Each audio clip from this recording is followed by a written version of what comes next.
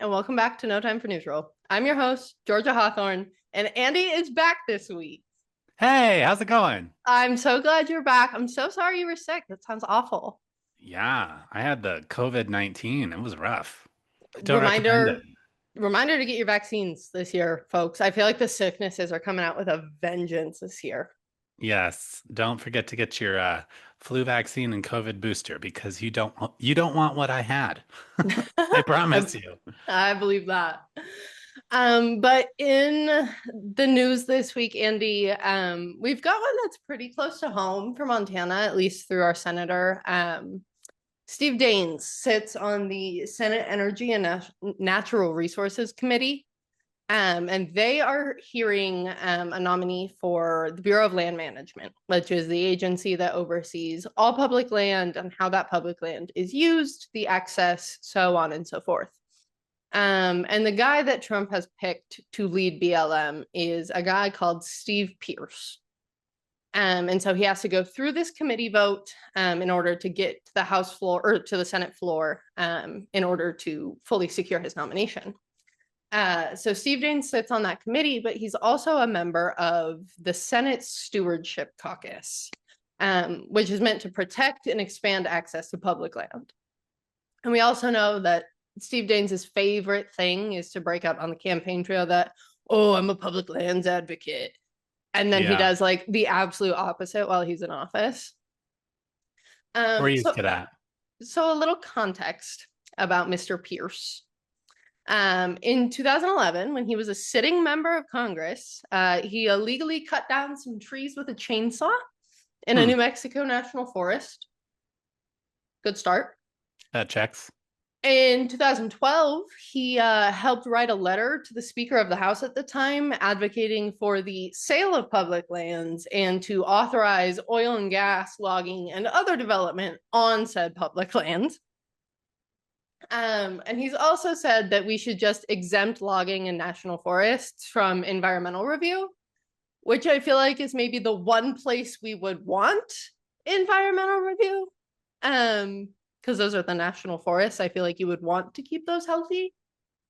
Um, but so given his background, given the stunts that the Trump administration has tried to pull with public land this year already, they've tried 2 or 3 times now to sneak in sales of public land into their big bills and such.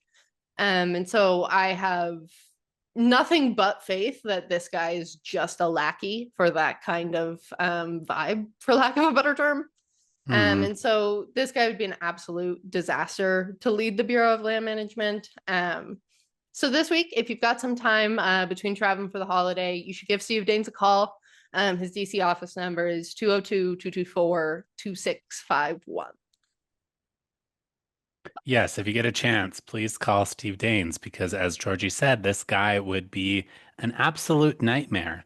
Like, once again, like we're living in the age of Trump again. You just can't make this shit up. Like this guy is a literal nightmare. Does not belong anywhere near the Bureau of Land Management. But here we are. Like, Yeah, like any guy who is like caught illegally chopping down trees is not a guy I want managing my public land, right, personally. right. Just a thought.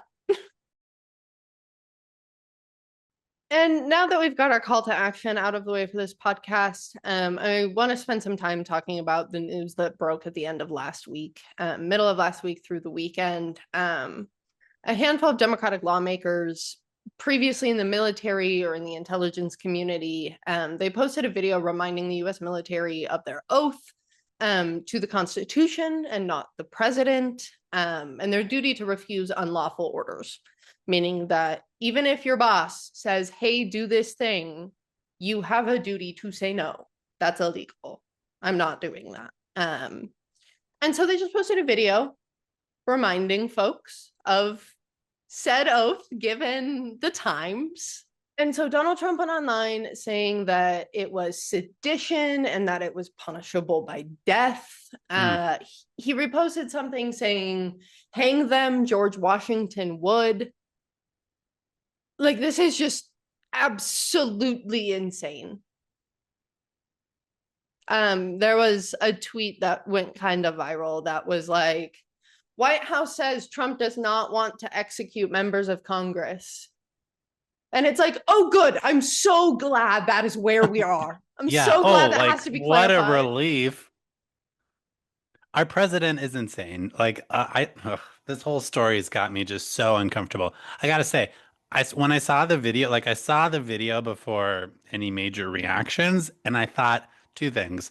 One, this is interesting. Like it's an unusual video that our elected Democrats put out, but it's important because like it was a reminder to me, just Mm-hmm. as an everyday citizen, that our men and women in uniform do not have to follow orders if those orders are illegal. Like Yeah.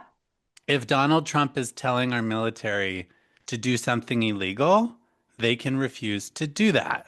Mm-hmm. And that is something they learn in training. Right. So it was actually a really great video and a great reminder to Mm-hmm. all American people that Yeah. this is actually how it works. The second thought I had is, oh shit, this is gonna rub Donald Trump the real wrong way. Obviously it Precisely. has because he's like calling for their death, which Literally crash out of the century. insane. Duly elected officials, men and women that have served the United States of America in armed uniform. Our president just called for their death. That is crazy. Yeah. And so we've seen some of the aftermath of this shake out a little bit. I don't think we're anywhere near seeing the end of this. Um, the Pentagon is investigating Senator Mark Kelly, who was previously in the Navy, for, quote, serious misconduct. And they are considering recalling him to active duty in order to court martial him, to essentially drag him into military court. So they're And it, weaponizing the fact that he's a service member. Like, mm-hmm, think about that, people. Like, this administration is weaponizing the fact that he's in the military against him now, right. just because they don't like what he just did. You and I could make that same video and they could not haul us into military court. I've never Right. served in the military, neither of you. But Ugh. simply because he is a veteran, they are fully and totally weaponizing that against him. And I think this is a really, really scary move, Hmm. um, to go after a sitting senator, a veteran. Like, we're hitting a lot of kind of like protected, classified, like groups that you don't Right. see fall victim to this kind of thing. Right. And I think that's what is so unsettling about it is like Mark Kelly's a powerful white guy, Hmm. Yeah. and this is what they're doing to him. And just like such unprecedented times. I mean, again, we're living through a second round of Donald Trump, but like the Republican Party has historically touted itself as like, the party that supports the military the most. Well, not really. And this is crazy. Right. Like, you call this supporting the military, the men and women in uniform? Um, And they're trying to, like, the whole reason they're saying that it's like sedition and they're like committing crimes and whatever is because they said the White House said that they called for the military to disobey the commander in chief. That is not what they said. They said, remember your oath, refuse unlawful orders. right, I'm so sorry that you took it personally that all of your orders are unlawful. right. Because Sorry. he knows, the administration knows. Like, I mean, everything they do, like, gets held up in court one way or another at some point. Literally everything. So, like, it's all just really insane. Senator Alyssa Slotkin, who served in Iraq as a CIA analyst, she had a bomb threat called into her house, like her personal home, because of this. And I'm sure all of them have been receiving threats of all kinds to their offices and such. But like as we're seeing some of this play out, do you remember after Charlie Kirk was assassinated and every Republican was like, all of the violence is on the left. Every liberal is a terrorist. Like, absolutely losing their mind about this one incident that ended up not even being related. I'd just like to point that out. In the last couple of weeks, we've had multiple threats on multiple sitting officials. And they've all come from the people who live, breathe, and worship Donald Trump. Or Um, Donald Trump yeah, I mean, specifically. right. So we have a bomb threat called into Alyssa Slotkin's house. She's a Democrat. A handful of Republican state senators in Indiana got swatted last week because they are reluctant to redistrict. Trump wants to pick up more seats in Indiana, and the Republicans in Indiana are like, yeah, I don't know about this. This feels kind of uncomfortable to me, maybe illegal, because it is. And so they're getting swatting attempts on their homes and their lives, and because the president is tweeting bad things about them on Truth Social. Marjorie Taylor Greene had a bomb threat at her construction company. Her son received death threats. Like, he knew what he was doing on January 6th with his rhetoric and with his words. He knew what he was doing then, and he knows what he's doing now. Right. This is all orchestrated, but that doesn't make it any less scary. Mm-hmm. For sure. And yeah, I So, hope people listen to what these lawmakers had to say, because their point to me is even more valid now than when they first posted the video, because like no, look at the right. way our sitting president reacted. That's exactly why they put this video out, because he is making illegal, like, directions to do illegal things. And so Yeah. therefore, um, if your supervisor tells you to do something illegal, you don't have to do that. So that was the whole point behind this. Yeah, it's literally all just an intimidation campaign. Like, you have Alyssa Slotkin speaking out about resisting unlawful orders. He goes online and says something bad, and now she's receiving threats. Republican state senators don't want to redistrict because it's illegal. So he does the same thing there. Marjorie Taylor Greene says, hey, you should release the Epstein files, even if you're in them, because that's the right thing to do. So he does it to her. Hmm. Like, it is all just a fear and intimidation campaign to get people to stay quiet. Right. And that's why it's important that all of us are sharing these things and talking about these things and like making sure that these things don't fly under the radar. But You mentioned the redistricting, though. I think since you brought it up, I was very fascinated to hear that a judge out of Texas rejected Mhm. what Republicans did by like forcing the like new map to potentially bring 5 new Republican seats to Texas. Mhm. And that was rejected. Right? Yeah, so we've actually seen quite a lot of movement on the redistricting front. So Texas got their map held up by a court, like you said. And for a minute there, it looked like this may have bit Republicans in the ass in like the sweetest justice kind of way. Because the Texas map went into law before Proposition 50 went on the ballot, they had removed the trigger language in Prop 50. Because in Prop 50, it had a clause that was like, if Texas goes forward with a redistricting or so on or so forth, and whatever words they used.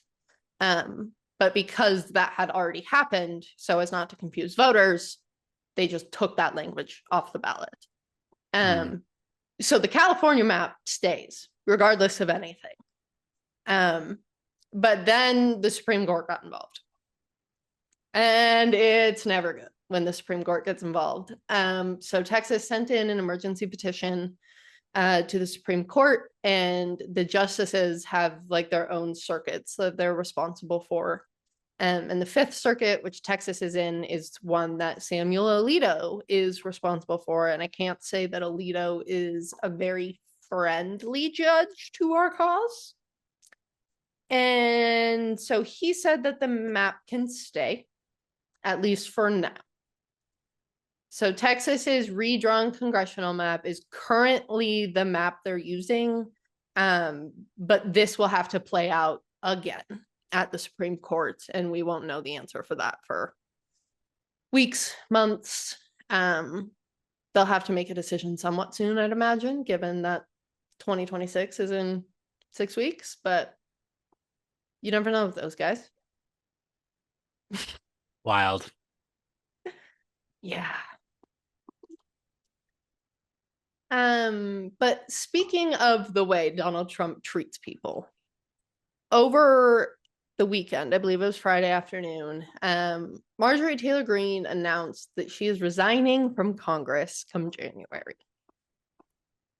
And she's really had a change of heart in the last couple of months, to the point that Trump basically disowned her online, like we talked about the death threats and such. And it's kind of disappointing.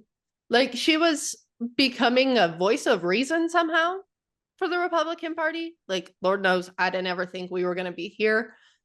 But like, we have to have a voice of reason. So like, whatever, I guess. But like, we Yeah. finally started to see a fresh perspective out of the Republican Party, and they just like immediately forced her out because she's no longer crazy enough for them. Miss Marjorie has been on a journey. Never did I ever expect MTG to be bashing Trump and like voting with Democrats and bucking her party. Literally, what timeline do we live in?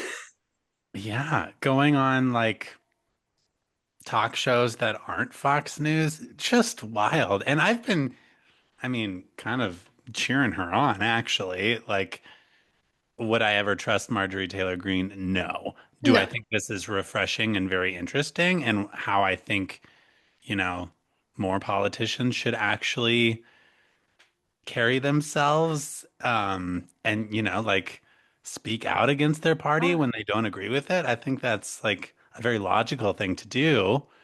It's good to see her doing that because none of the other Republicans are doing No, that. right. I mean, she apologized. When do you see that out of a politician these days? And like she was one of the most like vocal people in ensuring that the Epstein vote went through, Mm-hmm. pushing that through Congress. Yeah, we'll see what happens. I don't think her time is done. I'm sure that she has Mm-hmm. an agenda here. Um, Apparently it doesn't involve Donald Trump. Maybe it involves a higher office. Who knows? Yeah, But I mean, and I'll give her points, like where points are due. Like, don't get me wrong. Like, I am not a Marjorie Taylor Greene fan. But I can recognize decency where it is. She like when she announced her resignation, she said that she wasn't willing to put her constituents through a really nasty primary. hmm. And I don't know like how honest or true that is.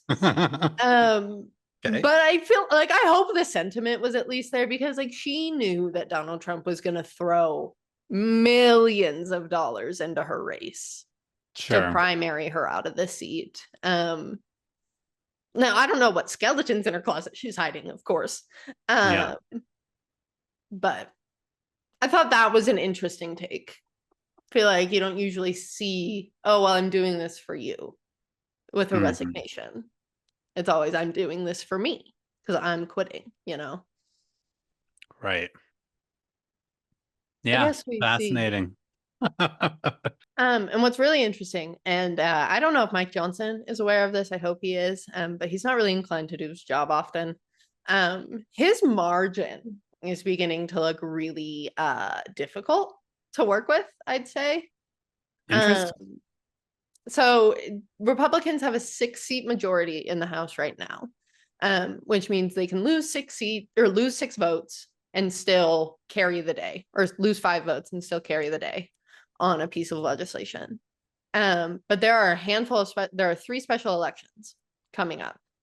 Um, now, I don't know off the top of my head how many of these lean which way or anything like that. I know one in Tennessee is close, and that's going to be the Tuesday after Thanksgiving. So Hmm. if Democrats pick up that seat, then the margin gets smaller every time. Hmm. Um, the smaller Mike Johnson's margin is, the harder it is for him to control his caucus. Um, when you have 15, 20, 25 votes to give, you don't have to make all of your people happy. You can say vote no, go for it. Good luck Right. with that. Um, but when you only have 2 votes to lose, 3 votes to lose, then all of a sudden it gets a lot harder to get everybody on the same page. Um, and Lord knows the House has done a pretty terrible job of governing so far. I'm pretty sure they've been on vacation for most of the year anyway. Pretty much between the government shutdown and yeah, Yeah. holidays coming up. No, I couldn't tell you if it's the Republican infighting or if it's their inability to govern or pass rational policy or, the laundry list of things it could be. But the midterms are starting to shape up fairly nicely for the Democrats. And that's me knocking on wood. According to a Marist poll, Democrats are the 14-point favorite in 2026 on a generic ballot among registered voters. So basically, it's just a poll that says in 2026, do you plan to vote Democrat or Republican? There are no candidate profiles or messaging or anything like that. It's strictly based on party. And then when you break that down a little further, Democrats are the 33-point favorite among independents. So when Amazing. we're talking about people who are willing to split tickets, I'll take a 33-point advantage there. Totally. If we can keep those numbers for the next few elections, we'll be golden. But Right? yeah, it makes sense to me. I mean, it's been basically a year since the big election that we lost in 2024.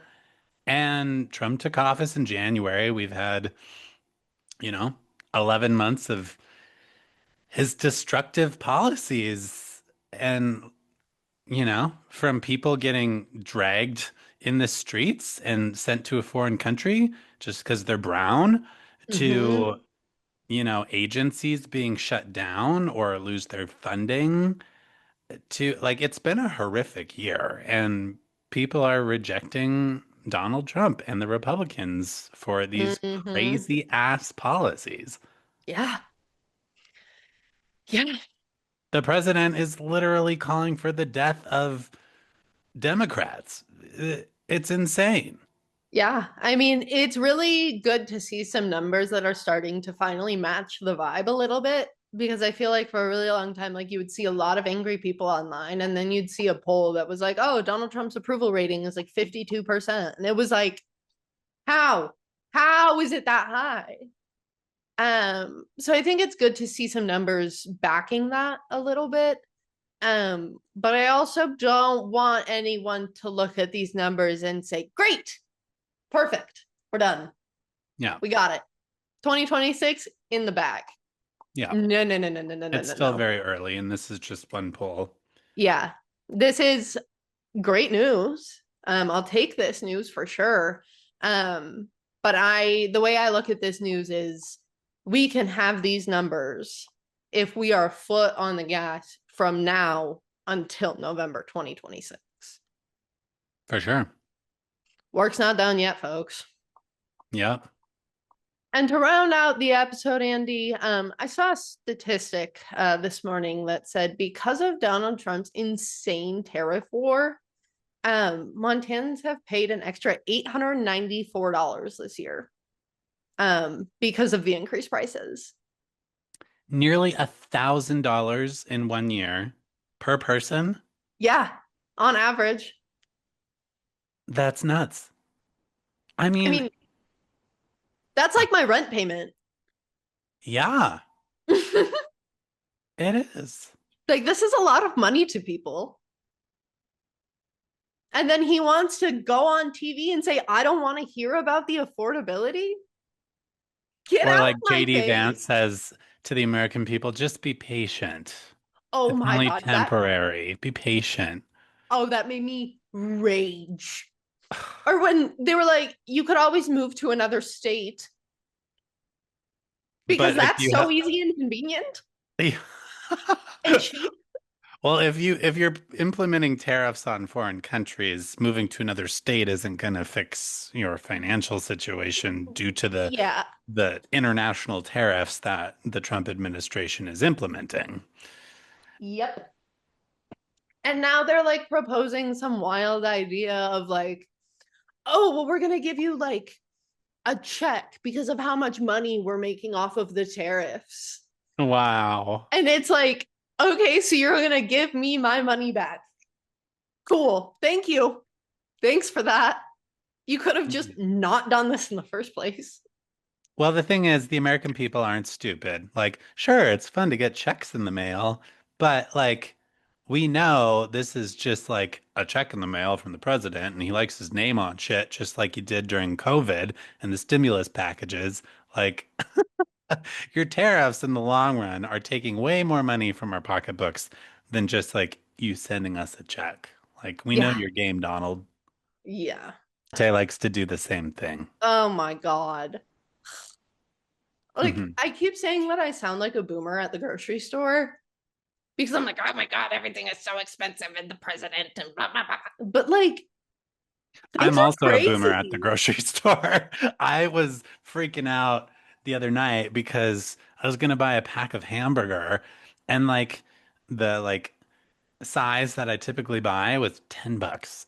And I just thought, wait, I feel like this should be five. Isn't it normally five? And well, it's not quite that cheap, but like, yeah, it shouldn't be 10. Yeah. No, but it's hard out there, y'all. Hmm. I may start couponing. I've never really been a Hmm. couponer, but at this rate, I'm gonna have to save some money. I've kind of started seeing what I can make at home. Uh-huh. Like I've been trying to like push myself in my cooking a little bit. Like, okay, so you want Thai for takeout. That's your most common ask. So how can we make Thai at home? How can you teach yourself to make pad Thai at home? Or There so you on and so go. forth. Uh-huh. So since I moved out of Missoula, I love masala. Yeah. Masala has my whole heart in Missoula. Um, and I haven't found an Indian restaurant in Great Falls yet. And the other day, I would have paid someone money to bring me masala from Missoula. It was the only thing I wanted. Um, Found a crock pot recipe for butter chicken on Pinterest online. There you go. I would not say it was masala quality, but like it worked. It Nice. scratched the itch enough. Love that. But anyway, I will stop telling everyone my cooking stories. Call Steve Daines and tell him that Steve Pearce does not get to be the BLM director. Happy Thanksgiving. Have a great time off with your family, and we will see you next week. Later.